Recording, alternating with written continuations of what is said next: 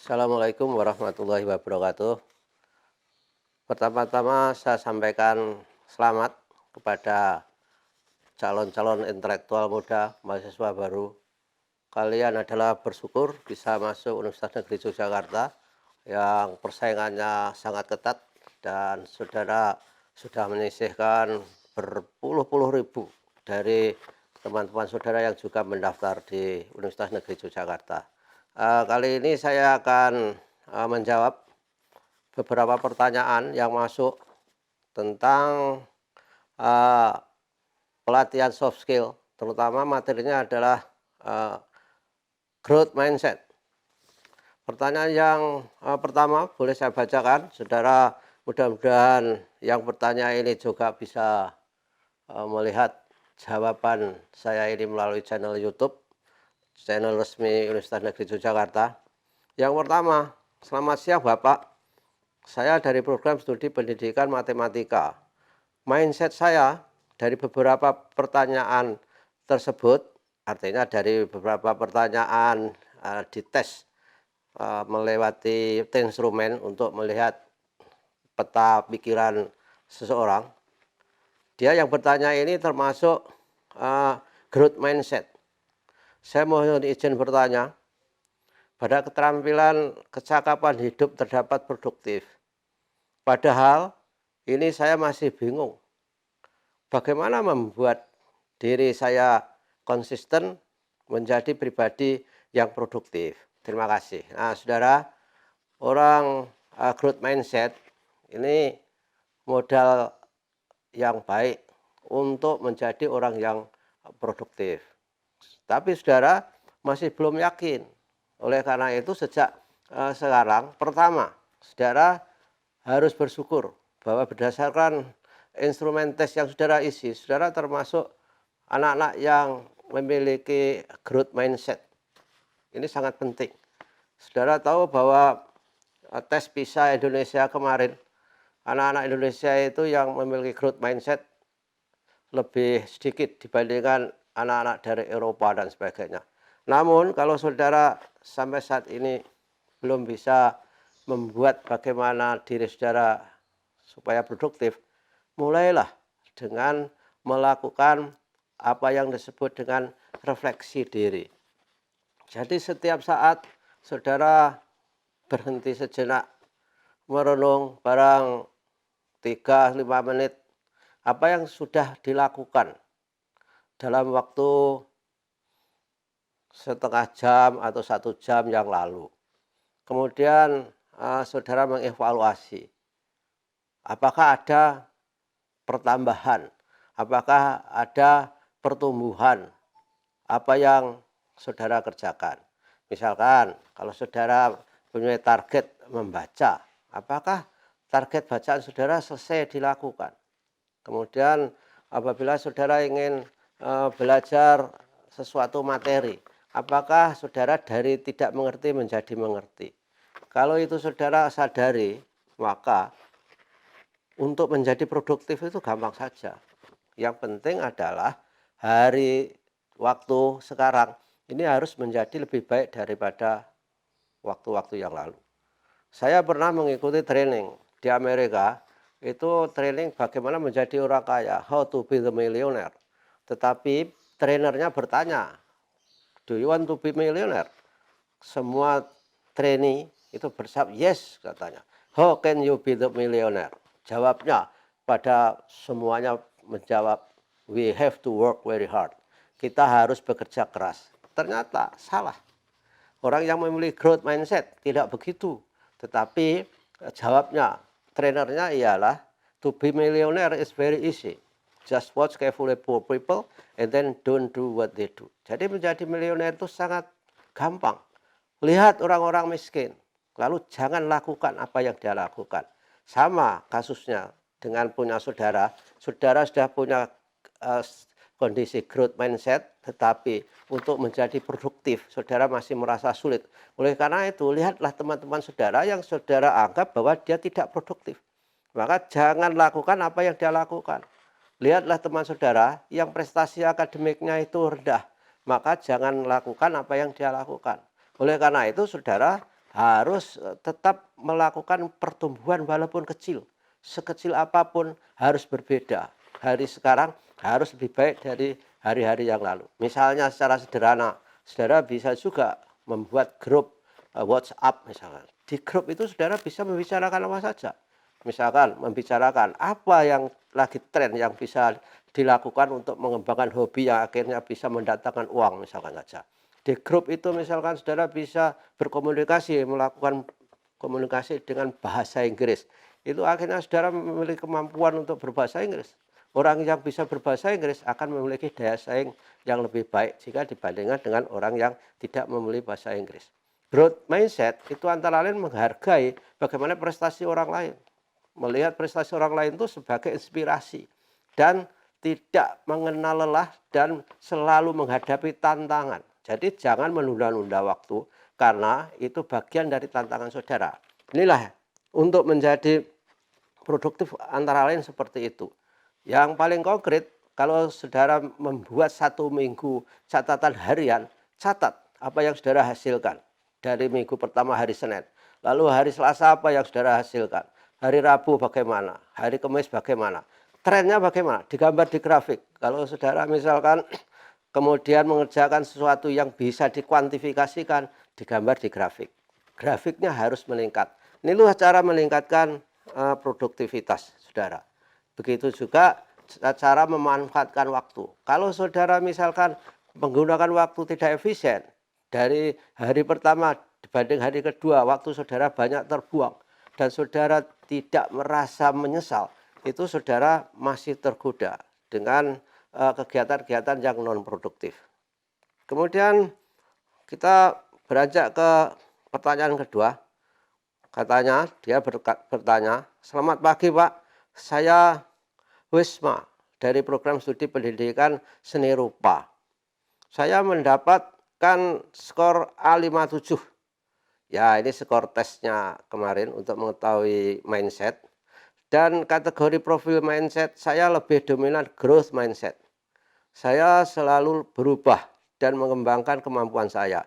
Tapi ketika berhubungan dengan orang banyak, saya gugup dan gemetaran yang tidak bisa saya kontrol. Sudah beberapa kali saya mencoba berbicara di depan umum, tapi tetap saja gemetar. Menurut saya ini sangat mengganggu. Apakah ada solusinya? Oh ada, saya kira semua orang kalau berbicara di depan forum itu selalu begitu. Tapi kalau setiap saat begitu dan bahkan sampai trauma nggak berani, itu menjadi masalah. Oleh karena itu saudara harus berlatih. Caranya adalah bersimulasi di kamar saudara. Seolah-olah saudara adalah berbicara di depan audiens yang jumlahnya kira-kira ya bayangkan misalkan 15. Setelah itu ditingkatkan. Kalau audiens saudara misalkan saja bertambah menjadi 50, bagaimana cara saudara menghadapi? Bagaimana bahasa tubuh saudara? Bagaimana mata saudara menguasai mata-mata mereka? Itu kan persoalan. Sehingga ketika berhadapan dengan audiens, saudara jangan sampai memandang matanya. Pandanglah di atas matanya, seolah-olah saudara tidak melihat mata. Saya juga dulu ketika pertama kali bicara di depan audiens juga grogi seperti perasaan saudara, tapi tidak sampai membuat takut dan trauma seperti saudara. Oleh karena itu saudara harus tetap berlatih. Tadinya berlatihnya setelah melakukan simulasi, berlatihlah berkomunikasi di dalam grup-grup WA saudara. Kalau komunikasi saudara itu bisa diterima oleh teman-teman saudara, berarti saudara bisa berkomunikasi. Berarti apa yang dalam pikiran saudara bisa diterima oleh orang lain. Dan sekali lagi harus praktek. Praktek. Itu dalam teori behavioristik dikatakan bahwa practice make perfect. Jadi setiap kali saudara berpraktek akan membuat sempurna. Dan carilah nilai-nilai yang membuat saudara itu menjadi percaya diri. Kemudian saudara membuat daftar seperti neraca, sebelah kiri, sebelah kanan. Sebelah kiri itu apa yang menyebabkan kamu tampil tidak pede di depan massa. Kemudian yang sebelah kanan, apa kehebatan kamu yang bisa kamu punyai. Nah, setelah itu dibandingkan, banyak mana itu sebelah kiri dan kanan. Kalau banyak yang negatif, yang defisit sebelah kiri, maka saudara harus berlatih. Kuncinya banyak membaca, kemudian banyak berkomunikasi, banyak bertanya. Insya Allah akhirnya akan bisa menjadi baik tampilan saudara di depan umum. Kemudian pertanyaan ketiga, selamat malam Pak. Mohon maaf sebelumnya, mohon izin bertanya bagaimana agar kita tetap semangat, tidak gampang putus asa, ubah pemikiran kita menjadi growth mindset, menjadi orang yang selalu positif. Terima kasih.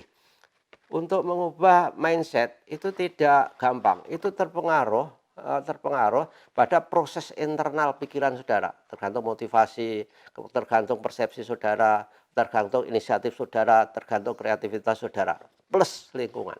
Jadi 90% itu tergantung respon saudara terhadap lingkungan.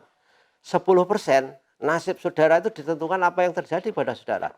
Tetapi yang selebihnya 90% tergantung kepada bagaimana saudara merespon lingkungan.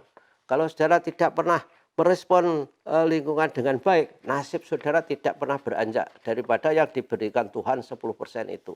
Nah, oleh karena itu saya kira yang paling baik untuk sebagai mahasiswa ya tentu membuat rencana-rencana yang masuk akal. Misalkan saja mahasiswa mengambil 24 SKS, itu harus belajar setiap minggunya itu, setiap harinya itu 5 jam di luar tatap muka. Jadi nggak boleh mahasiswa tidur jam 11, harus jam 12 malam. Karena harus belajar 5 jam setelah pulang dari kuliah. Ini antara lain cara-cara untuk membuat growth mindset. Tantangan harus dihadapi, kesuksesan orang lain menjadi inspirasi. Kalau dikritik itu adalah sebagai langkah awal untuk berbuat lebih baik. Dan yang penting kamu harus tahu, seperti perjalanan pesawat itu punya point of departure dan point of arrival. Dari mana kamu berangkat dan ke mana kamu pergi. Nah, di antara keberangkatan dan kedatangan itu harus kamu isi dengan kegiatan-kegiatan yang produktif, sehingga kamu lama-lama akan menjadi orang yang memiliki growth mindset yang kuat. Pokoknya jangan menyerah bahwa keadaan kamu itu takdir. Itu ciri khas orang yang fixed mindset, bahwa sesuatu ini sudah takdir, nggak bisa diubah. Itu salah, harus diubah. Bahwa segala sesuatu tergantung respon kamu. Kalau kamu tidak merespon, nasib kamu hanya 10% dari apa yang terjadi itu. Tetapi kalau kamu responnya dengan baik, itu 90% nasib kamu ditentukan oleh respon kamu itu. Kemudian yang berikut, berdasarkan skor yang saya dapat, pertanyaan berikutnya saya maksud, saya termasuk seseorang dengan growth mindset. Apakah mindset seorang dapat berubah seiring waktu? Bagaimana jika kita tidak mempunyai kemampuan untuk mengubah, namun seseorang bertujuan ingin merubahnya? Yang yang saudara kerjakan kemarin itu hanya potensi. Jadi potensi saudara itu berada di growth mindset, kemudian fixed mindset. Bersyukur kalian berada di growth mindset. Growth mindset itu kalau dibiarkan saja, itu artinya idle, tidak akan menjadi real. Oleh karenanya harus ada latihan, tantangan, pekerjaan, kemudian harus ada juga rencana-rencana melakukan sesuatu, mengubah diri, harus selalu baik dari hari ke hari, tidak boleh menyerah. Jadi kalau dibiarkan saja, teorinya kan ada tadi saya katakan dalam menjawab pertanyaan sebelumnya, ialah perilaku seseorang itu ditentukan oleh mindsetnya, proses internalnya, kemudian ditambah dengan lingkungannya, baru membuat aksi. Nah, kita lanjut pada pertanyaan kelima. Bagaimana cara kita menyeimbangkan kemampuan antara otak kanan dan otak kiri? Dan bagaimana caranya kita untuk mengendalikan otak daripada perasaan? Maksud saya, mohon maaf, untuk mengandalkan otak daripada perasaan dalam menerima sebuah kritikan.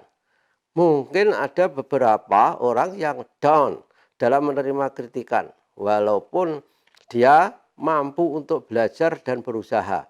Dan jika mentalnya sudah down, akan berpengaruh dengan kinerjanya, yang akan semakin takut untuk mencoba. Terima kasih. Ya, ini kan persoalan menghadapi kritik tadi. Orang kalau dikritik itu jangan cepat down, bahwa kritik itu harus dipandang sebagai inspirasi. Yang saya katakan tadi itu ciri khas dari growth mindset. Misalnya kalau saudara dikritik, kamu itu kurang kreatif, tidak pernah berbuat sesuatu yang baru dan tidak pernah melakukan inovasi. Nah, setelah itu pulang, kemudian duduk, kalau habis sholat berdoa, kemudian setelah sholat itu merenung, apa sebetulnya yang salah pada diri kita itu.